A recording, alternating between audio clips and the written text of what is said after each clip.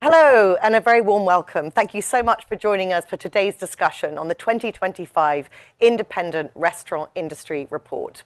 I'm Claire Reichenbach. I'm CEO at the James Beard Foundation, and I'm really delighted that you're here with us today for this important and pressing exchange. At the James Beard Foundation, we are champions of chefs and the independent restaurant industry. We recognize their unique value at the cornerstone of America's culture, community, and the economy. And we are driven and committed to supporting a thriving and resilient independent restaurant industry. For today's discussion, we'll be previewing the findings from this year's 2025 report. We will be providing insights to the current challenges facing the industry this year and beyond. And importantly, we will be sharing actionable opportunities for chefs and operators to address these challenges, again, both this year and longer term. I'm delighted that to do that, I'm joined by my colleague, Dr. Anne McBride, who is our VP of Impact at the James Beard Foundation. Anne. Thank you so much, Claire. I'm delighted to be here. I oversee our research, training, and advocacy work. And I'm excited to talk about our industry report. The insights that we've gathered from you, our community, have really been critical to inform our programs at JBF and to continue informing them in the future. And they're also critical to help diners, media, and lawmakers to better understand the unique landscape that you face as independent chefs and operators. And also with us today are our valued collaborators, Deloitte. They have joined us at key events across the country, gathering insights, capturing what's been said by our community, and they've been instrumental in synthesizing and distilling the key insights that we are going to be addressing today. Thank you so much for having us, Claire. So I'm Evert Groejaert. I lead the restaurant industry for Deloitte. And Deloitte has been a very proud sponsor and partner of the James Beard Foundation dating back to 2018. And yes, over the last few months, we did a lot of work. We talked to many chefs, and there's a lot to talk about today to digest and share as insights in today's conversation. Excellent. And I'm Deirdre O'Connell, also a leader in our restaurant practice. And I led the insights that are the basis for our report. And I'm excited to bring to life some of the data today for you and give you a taste of some of that insight. That data is based on interviews with over 50 chefs. It's also from a nationwide survey that we did with over 47 states and over 350 chefs and owners represented. Thank you so much, Yvette. Thank you, Deirdre. Okay, so before we get into the specific findings, let's just take a step back for a moment. You know, independent restaurants play a vital role in the culinary, cultural, and economic fabric of our communities. And as an industry, it's no stranger to volatility. And as we step deeper into 2025, chefs, owners, and operators are grappling with economic pressures, evolving consumer behaviors, and a whole raft of external challenges. Yvette. And there's a lot to talk about. When we look back at 24 and some of those challenges for our industry, there are three main buckets that we wanted to highlight up front. The first one is definitely, yes, inflation is going down a little bit, but we're still seeing a lot of cost pressures for our restaurants. Like even these days, we're talking about the high prices of eggs. There are still certain proteins where prices is up double digit year over year. So that has a very important impact on the bottom line of our restaurants. And it's not just food, obviously, it's also our labor costs. Our wages are going up. Some of that is through legislation in certain states. Some is it really because we want to hire the best talent and we want to do the right thing for our people. But obviously also that is an increase on that line item of our P&L. We also see costs going up when you think about occupancy. Every time when I have conversations these days with chefs or owners, they talk about the increasing costs on insurance, for instance. So there's really a lot of cost pressure still on our businesses. So that's the first bucket. The second one is changes in consumer behavior. Right? And as you can imagine, many of our consumers, our guests are coming to restaurants. They're still feeling that inflationary pressure as well. they're more mindful on like how they're spending their dollars. And so we see that having an impact on average check. They're trying to manage it when they come to our restaurants, or they just don't come for every occasion anymore. But not only financial incentives are driving that changing behavior. We also see other things creeping in the restaurant industry, things like GLP-1 drugs, right? It is absolutely starting to have an effect in the restaurants scene as well, and other things like the shift from alcohol to non-alcoholic beverages. That's a very important one as well that we heard consistently from chefs. And then the third bucket is really the unforeseen disruption. If you think back at 24, unfortunately, we all had to deal with several hurricanes. We even had just last month alone, we had the devastating wildfires in Los Angeles. So all of that is creating uncertainty for the restaurant industry. And of course, Everett, these challenges impact many industries and restaurants more broadly. But independent restaurants, which function on the best of days on margins that are 3 to 5%, really feel this most acutely. Independent restaurants are no strangers to unpredictable economic environments.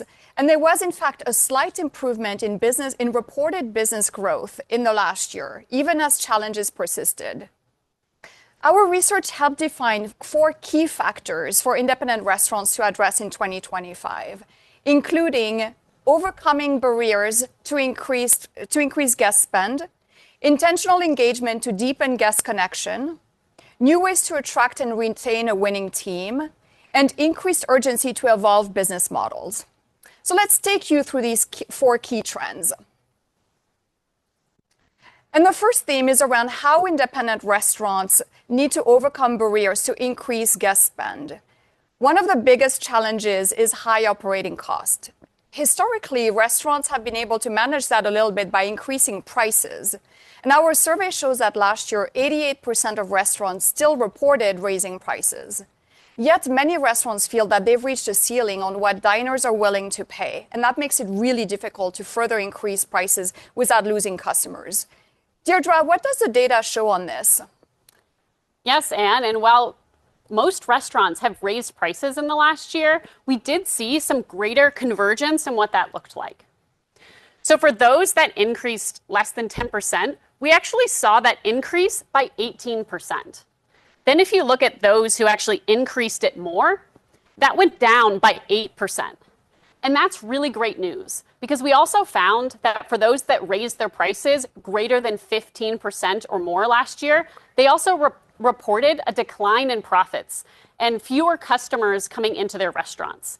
And I think that just makes really tangible some of those price and traffic trade-offs that we know we see in the restaurant industry. One of the chefs we talked to also kind of called that tension and trade-off, customers really wanting kind of cheap fancy. So back to you, Claire. Thanks, Deirdre. So this calculus is quite challenging. So we hear about the challenges, but help us understand what can restaurants actually do to address this? Evert and Anne, what have we heard from chefs in terms of what they're doing? Yeah, so they're definitely taking another look at the menu, right? Menu engineering has been a big topic across the entire industry. We talked a lot about like value, what value really means. And just to clarify that, right? Because sometimes people think value means low prices, means discounting, couponing, and all those things, but not necessarily. Like our guests really think about value in a broader way. Affordability is certainly a component of that, so lower affordable prices, but it has other components. It has like the overall experience. It has the quality of our food. It has the convenience of that experience. So they all play a role. But going back to the affordability, so one of the things that we talked a lot about with chefs is like, well, okay, when you raise prices, like, how did you do that? And we actually started seeing a little bit of a shift. So they're becoming more strategic. Instead of saying, hey, I take 5% across the board for all of my menu items, I'm actually going to do this more strategically. Some parts where I have less resistance, I'm going to take more price than in other parts of my menu. So that's one example. They're also taking a closer look at, well, for that value seeker, do we have a compelling offer for them on the menu, right? For instance, I bring my family with my 3 kids, come to the restaurant. Is this still affordable? And so they're doing the math and they're looking at that. And while they're doing it, they're also thinking about, okay, well, if the consumers are managing check more mindfully and carefully, what is for me a way to give them better experience? What is for me a way to then also increase check by, certain add-ons? Do I have that opportunity even with the menu that I have today? So there's a lot that they're thinking through. But it's not just only about affordability. That experience is such an important component, right, Anne? Yes, absolutely. And what we found is chefs finding fresh ways to reinforce that value and really make that experience a little bit more special, increasing consumers' high willingness to pay and making it just a reason to go out to dinner versus eating at home. Some of the effective strategies that the report surfaced are creating moments of surprises and delight through tableside services, for example, unique plating, and interactive elements that enhances the experience for the guests. Others include highlighting behind-the-scenes storytelling by curating chef interactions with customers, offering open kitchen views, for example, which draws the customer in.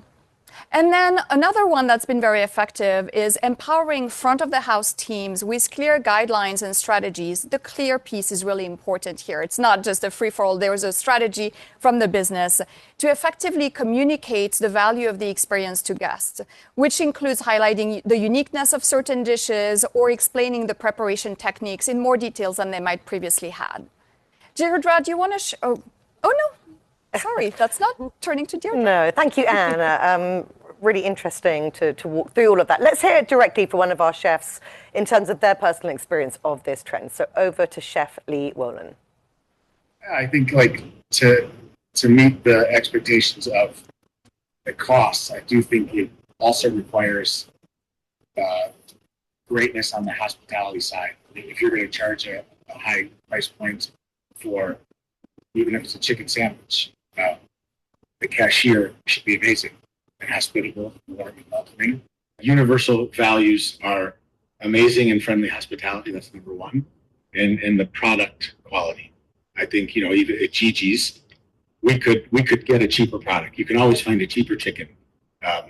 But I think for us, no matter the chicken parm at Alavita, roasted chicken at Boca, and the Gigi's chicken sandwich, it all is a high quality chicken, and we aren't willing to break those things just to charge a cheaper price to get more people in. And even at Gigi's, right, we charge a little bit more than a normal fast food restaurant, and we like to have a high level of employee that can be nice to you and welcome you and maybe know your name after your third time coming there because it's in a neighborhood. People understand a brand and they're willing to spend money on a brand. You get different clienteles at different restaurants just for the feeling of not only for the cost, but of the look of the restaurant, the feeling of the restaurant. There is a different expectation of who's serving you and who's taking care of you and the feeling that you get in a restaurant. Thank you so much, Chef Lee. And just underscoring there the importance of staying true to the brand proposition through every element of the consumer experience, through walking through the door all the way through to concluding, but also the importance of ensuring that your team really understand that the quality proposition too, and communicate that to the diners in terms of influencing their willingness to pay. And I love that for Lee, this is not just at the most fine dining of his restaurant, but it's really something that happens at the most casual as well, right? And every restaurant as part of the family makes you feel that unique relationship to the brand. Indeed. All right, let's dive into our second theme, which is how independent restaurants have been intentionally engaging to deepen guest connections. In the past year, restaurants have been experiencing declining foot traffic. To combat this, restaurants are focusing on building community both online and offline to foster deeper, more personalized connection with guests. Our survey shows that social media has become a primary tool for engagement. Of course, I think we all know at this point that while social media is powerful, it also has its limitations in translating online attention to actual foot traffic in restaurants. So the chefs we've surveyed are learning the importance of pairing online storytelling with real-world experiences that deepen customer relationship. Deirdre, will you share with us how this is reflected in the data? Of course. So solving foot traffic has implications for the business performance as well. If you look at restaurants that reported more customers in 2024, 88% reported more of excellent or good business performance. Contrast that to those that had fewer customers, and only 25% had excellent or good reporting of business performance. You know, that kind of trade-off, I think, is intuitive, and we have some of the data now to back that up. And then if you dive deeper into what that means, how do you actually get those customers that we know are so important? 68% of respondents reported that evolving marketing technology, like social media and online ads, had most impacted that customer engagement for them last year. And nearly half of all respondents had a greater focus, actually, on in-person engagement as well in the last year. So you can think about that combination of some of that digital and kind of physical in-person interaction. Those that leaned in on that in-person interaction also had perceived better business performance compared to those that didn't. So you can really see how it's that combination of factors that have created the most success in the last year. Thank you, Deirdre. Good to see those stats. Well, interesting. So again, I'd love to understand a bit more in terms of what can chefs, operators actually do to harness this opportunity. Ava and Anne, what are you hearing from the chefs themselves? Some of the key strategies that have worked really involve chefs reigniting the spark of loyalty by creating stronger and more personalized connections with customers. Some of the things that they've done include connecting the restaurant's purpose with community and partnering on local events, for example, sponsorships, other initiatives that really encourage the community's support as a reciprocal relationship.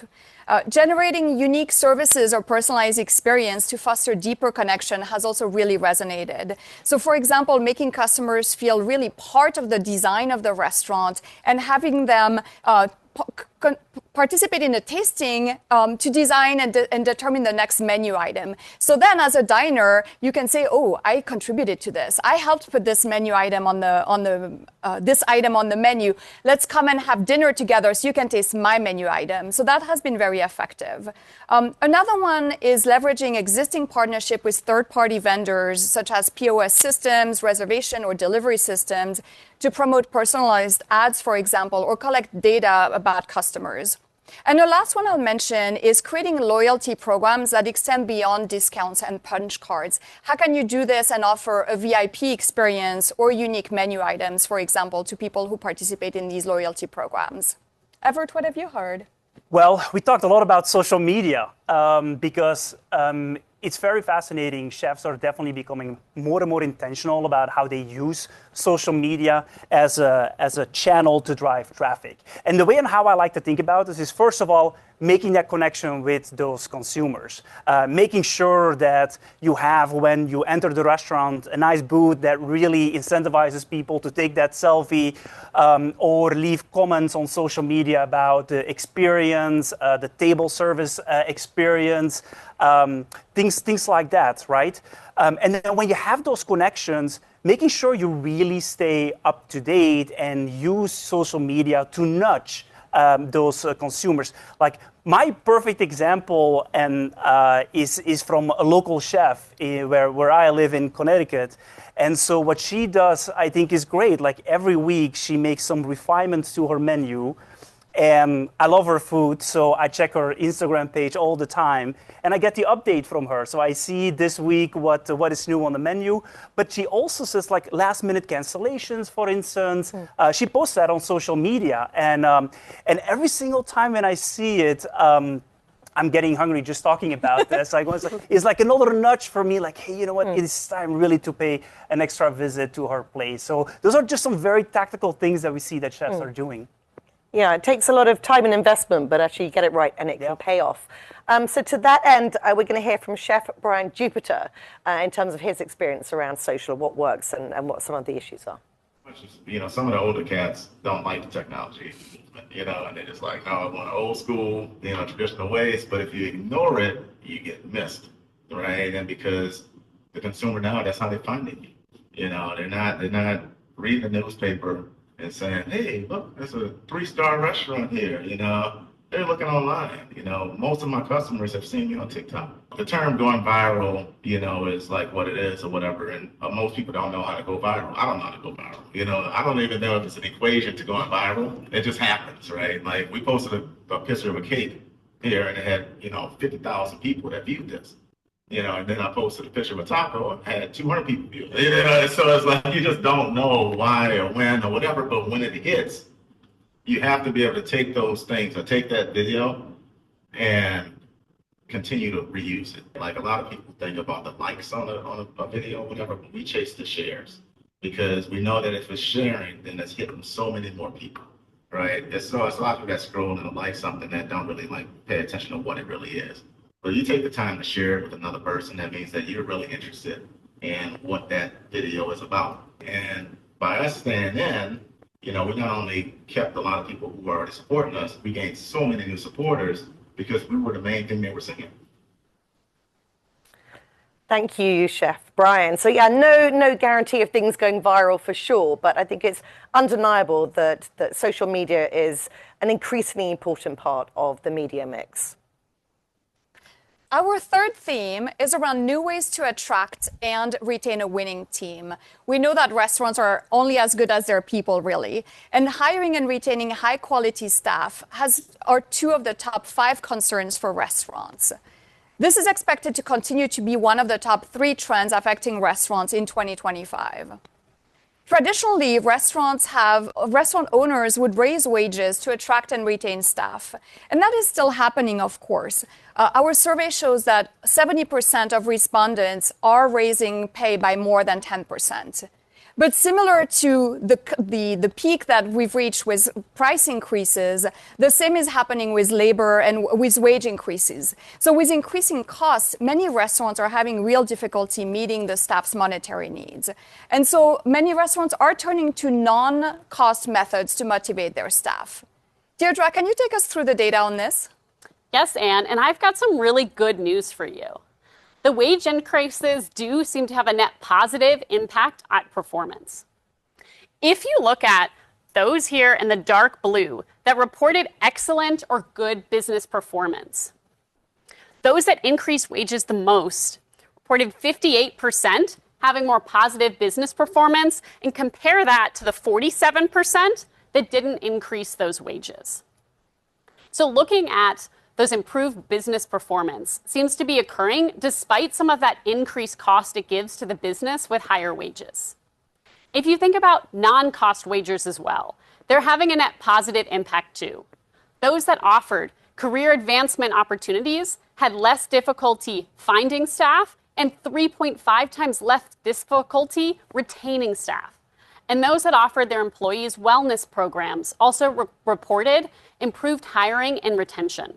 So really looking at holistically of not only the wage, but also some of the other types of opportunities is really paying off for the business. Thanks so much, Deirdre. Interesting to see that positive correlation between wage investment and performance. Love to hear, again, in terms of what are chefs saying around this challenge around attracting and retaining a winning team? Yeah, we've been talking already a lot about the guest experience, right? But it's so crucial to also think about the experience of our staff, and they want to actually have a different experience these days. We heard that from the chefs. They want to be more involved. They want to feel part of the team. So we see that chefs are more and more actually involving all team members in the decision-making process.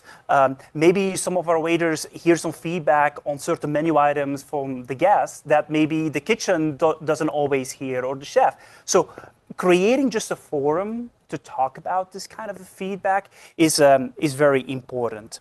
And it's also like even at all the different levels in the hierarchy of your staff, thinking about how can we give those people more accountability, right? How can we let them make more decisions on their own? Those are maybe small things if you just think about this, but they have an enormous impact on the experience of our people. And then we also had some examples from chefs that talked about, hey, I'm actually super transparent about my financial performance with my staff. I show them the numbers. They see the same financial KPIs that I see and how I'm running my business. So again, it becomes like a common mission to really improve the business performance. And it's not just up to me as a chef, but we all collectively own that responsibility. And I think that's great. That's really key. And that also translates into offering personalized benefits that align with each employee's career and lifestyle goals, and importantly, educating them on ways to utilize their perks, and to also create some more long-term thinking in an industry that has traditionally been just very young and short-term focused. So some of the effective strategies we've seen around this include establishing a mentorship program designed to help staff members build skills, confidence, and networks in the kitchen. Allowing team members to customize their shift using flexible scheduling also really helps create more work-life balance for employees. That boosts employee satisfaction, and that leads to more retention as well. Another one is prioritizing employee well-being with robust mental health services and holistic wellness initiatives to really create this overall feeling of this: we are taking care of you as a team member, you are essential to this business, and we are all in this together. Claire? Okay. Yeah, and maybe one more just to build on that. So chefs are also trying to maximize the potential of just their existing operations. And a few things that I wrote down here that we heard from them was, for instance, cross-training, front of house and back of house. And we hear that more often. Maybe someone who works in the kitchen actually wants to get that experience to work front of house and vice versa. How can we cross-train them and give our staff those kind of opportunities? There's a lot of conversation around technology that makes our lives easier. We see that more and more getting introduced in the restaurant, whether that is from more flexible scheduling systems, or it is even like wearables in the kitchen that is helping to think about what should be the next action. There are countless examples on where technology is really helping us and our staff to run a more efficient operation, with the end goal that we can actually free up our people to do higher value-added activities, like investing in that guest experience that is so crucial. So those are some of the other ones that we talked about with the chefs. Great, thank you so much. Okay, and now we're going to hear from Chef Diana Davila to hear what she has to say on this theme.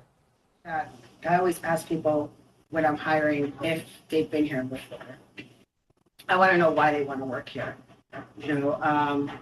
I think that's the number one question. I've had some great cooks that like, okay, well, this is treated as a job, but they don't even know it, but they're still craftsmen, and then there's people who are aspiring chefs who are cooks who like, okay, well, and they want to know everything that you need, right?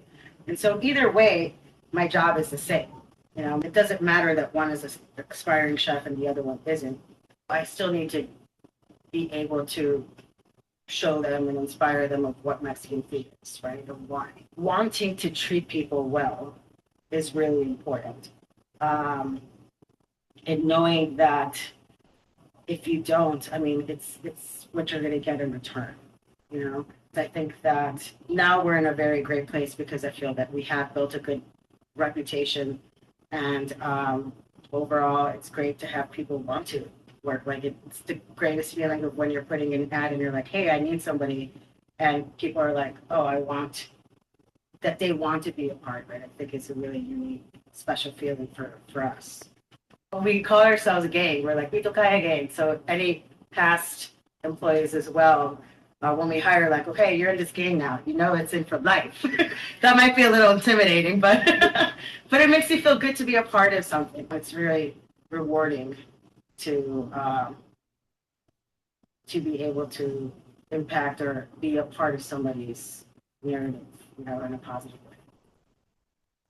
Yeah, thank you so much, Chef Diana. And, it's clear, obviously, that it's not a case of one size fits all with one's teams, but you need to really invest the time and energy to understand the different individual motivations and determine what would be the response to nurture the individuals. Anne, did you want to add to? Well, I was thinking when hearing Diana speak that for a very long time, the industry has called itself a family, and that has that has been used very often to have no boundaries whatsoever, right? Because we're a family. And so I think the type of structure that she's talking about feels much more team-oriented, and that does allow for boundaries to exist between employer and employee, and that's really vital. Ultimately, restaurants are places of business.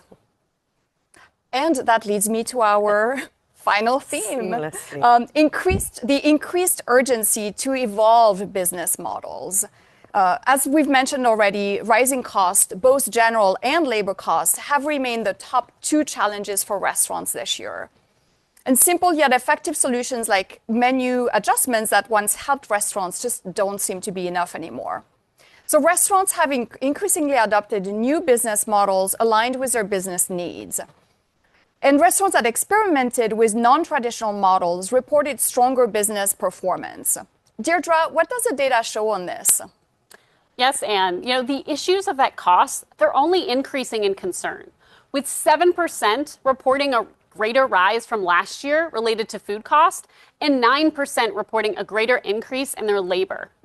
Now, a majority of respondents expect these cost pressures to remain the most significant factor affecting the industry in 2025. So to address that, over 86% of restaurants have implemented at least one non-traditional business model in the last year. This includes a range of things like cross-training and flexible scheduling, and also things like pop-ups. Now, if you look at that kind of in aggregate, one of the chefs kind of shared just the backdrop feeling that I think kind of rings true on this, that change is the only constant. To fall stagnant is to fall behind, especially in this industry. Back over to you, Claire. Thank you. This innovation by necessity here as we see these different economic and business models emerging. What are you hearing from the chefs in terms of what they're doing differently, building on this? What can we be thinking about for 2025? Yeah, well, they're definitely taking a closer look at every single line item of the P&L, right? Every cost we're looking at, and unfortunately, that's much needed in the environment that we're currently operating. But more specifically, a few things that I wrote down here that we heard from them was reducing inventory and minimizing waste, right? And the way and how they're doing this, there are different approaches to it, but one that came up several times was, hey, we're trying to be more intentional, simplify our menu, the way and how we're making it, trying to use ingredients that we can use in more of our different meals or options. For instance, limiting during specific hours the kind of menu that we're offering to our guests. The other big cost bucket that I talked about up front in the conversation today was occupancy costs that keeps rising. And so we see, for instance, an increase in revenue-based rent agreements, which aligns more the value. If I, as an owner, do better, then the landlord can do better as well. So it's more of like a partnership, more aligned with value that, again, in this environment can hopefully help a little bit. But I think it is really key to take a closer look at every single line item of the P&L. Yes, and to do things in a way that is very deliberate and measured. What we've seen is chefs identifying areas for experimentation and innovation to create new income streams. But it's important to not do it by throwing everything at the wall and seeing what sticks, but really having an approach that allows you to track the success of these different strategies. And some of these that chefs have reported having success with in the report include testing new concepts with small-scale trials such as pop-ups, limited-time events, and weekday-only menu items. Implementing alternative pricing models such as prepaid ticketed dining, all-inclusive experiences, and chef-curated tastings. And expanding revenue stream by offering simple yet scalable catering and private event services. The kind of things that people can take advantage of for a smaller party, not necessarily only being able to book private events for banquet style or banquet size events. And there's so much data that we have now available in our restaurants. If you think about our point of sale systems, sometimes our loyalty programs, we talked about social media data. There are other systems like a reservation system, for instance. all of this data exists, and still we see that there is an opportunity for chefs and owners to mine that data just a little bit more, to identify certain trends. Like, for instance, is there a particular day part where we see that certain menu items are just not working well? Well, is that an opportunity for us to simplify the menu? But you need to have the data and actually spend the time going through that data to really identify and bring up those different trends.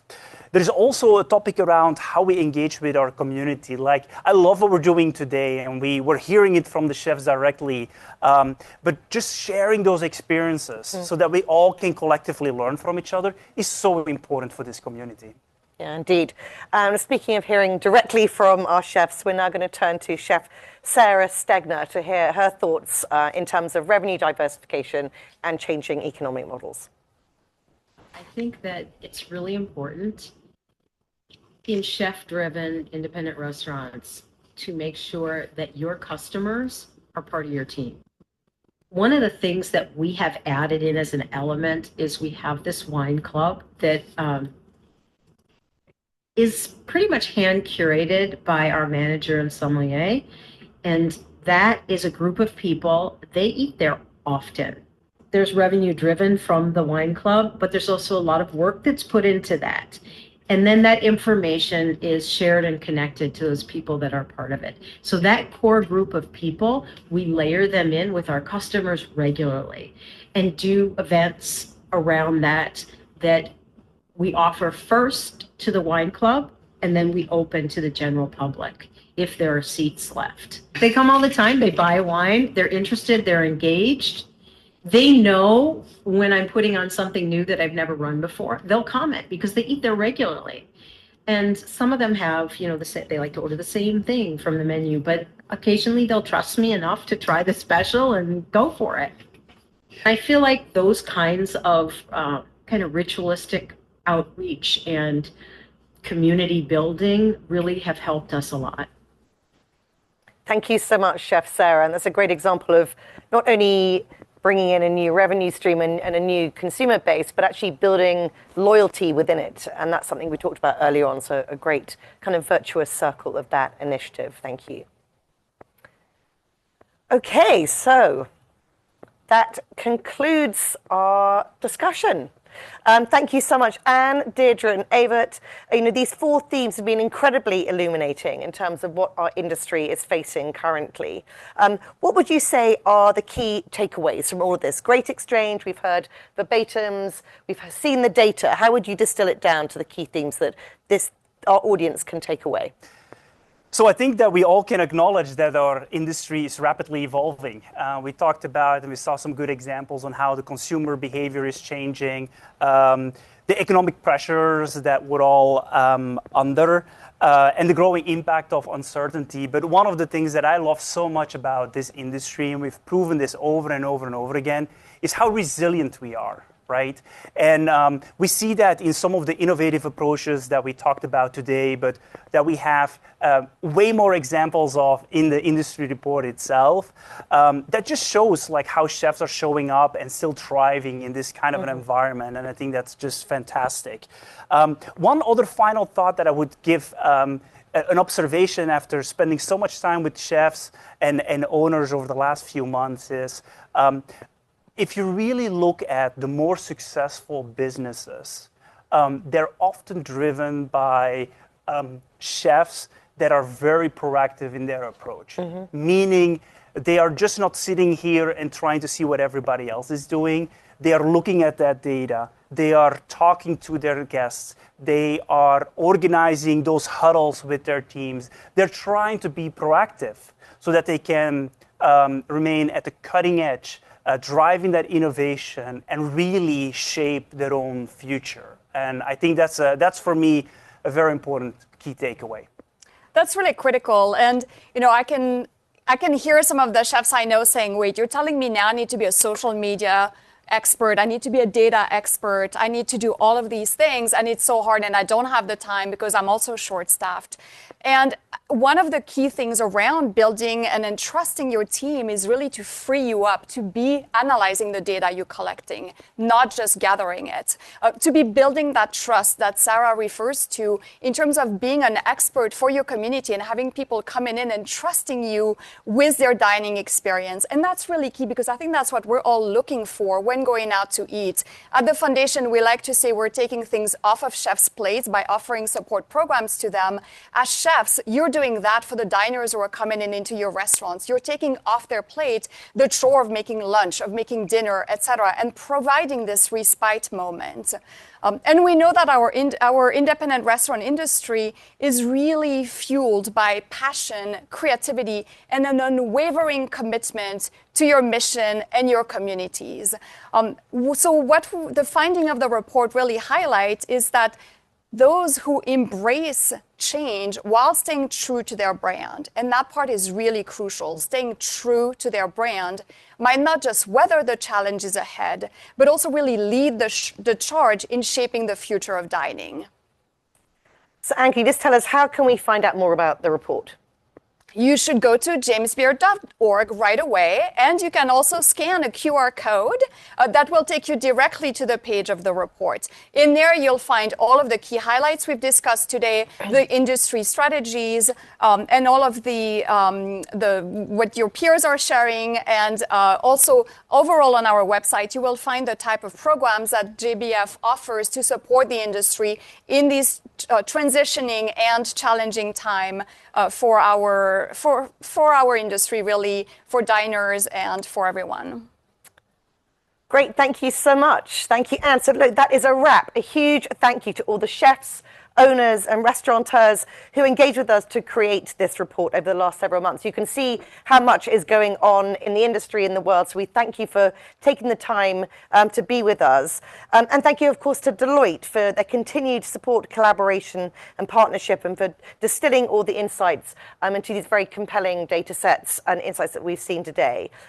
So thank you for joining us. Please, as Anne said, visit our website, jamesbeard.org. You can go deeper into the report, but also you can see the resources that are here to serve you. So please get involved. Thank you so much indeed. Bye now.